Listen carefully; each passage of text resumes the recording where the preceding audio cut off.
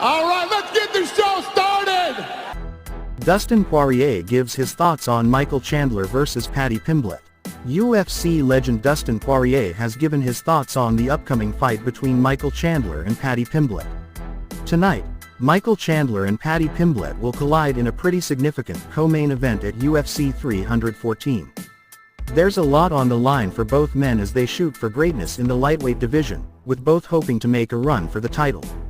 Of course, one dream will fade tonight, and it's hard to know which it will be.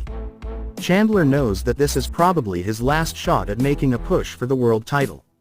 In equal measure, Pimblett will be hungry to prove that he's capable of mixing it up with the elites at 155 pounds.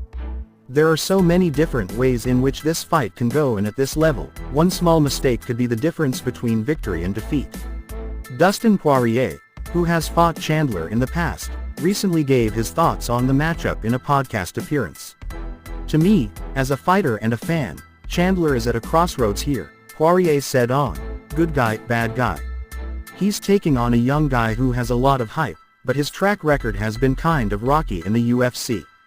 He came over, right out the gate, big win, then up and down, up and down.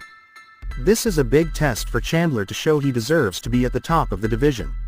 He's been at the top of the lightweight conversation since he got into the UFC with his win over Dan Hooker," Poirier said.